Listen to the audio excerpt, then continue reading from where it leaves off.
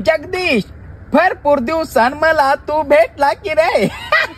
तुझ्या तर हे वळिकलं काय नाही रे. मी मकरंद नासपुरे. ए बोल की रे सामन्या बरोबर तू पण असाच वागू लागलास माझी. तुझ्या तर मायला तुझ्या माझी गंगी पण अशीच. अयो वैताग आला रे भरपूर. ते नव्हे गंगी सोडून बेळगावात कशाला तेच सांग. ए तुझ्या तर मायला तुझे कंटेंट तर लयच भारी असतात रे. पुरा मुंबई फेमस करू लागलास रू.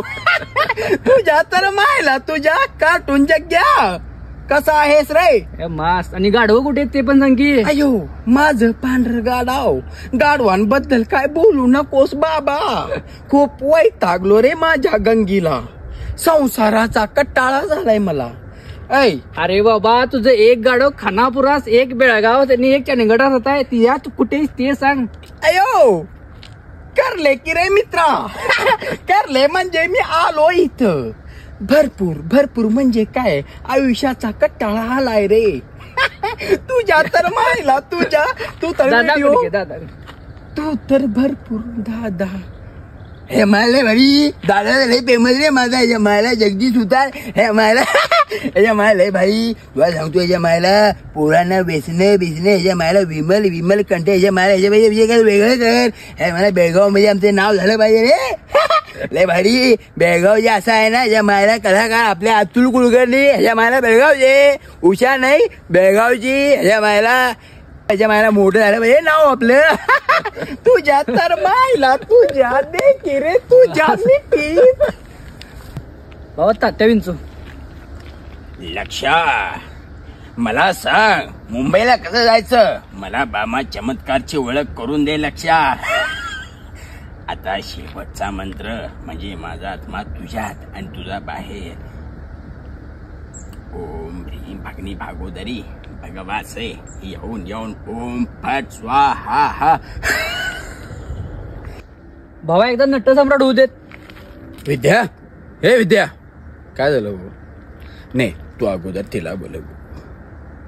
पृथ्वीवर गांभीर्यपण हिंडणाऱ्या परमेश्वराच्या पाठी सुरा घुसून त्याचा खून करू बघू पाहणारी माणसं समोर वावरत असताना काय बोलायचं नाही. जगावं की मरावं. जगण्याच्या मंथनामध्ये माणसाच्या हाती लागले एक अद्भुत रहस्य. गंध छंद. कुणी घर देता का रे घर या तुफानाला. कुणी घर देता का. एक तुफान भिंती वाचून छपरा वाचून दारू हिंडत आहे. तिथून त्याला कुणी उठवणार नाही अशी जागा ढूंढत आहे. सरकार चला आपण निघू. मोरगावला निघू. आमची भूमिका इथं संपली. तेरी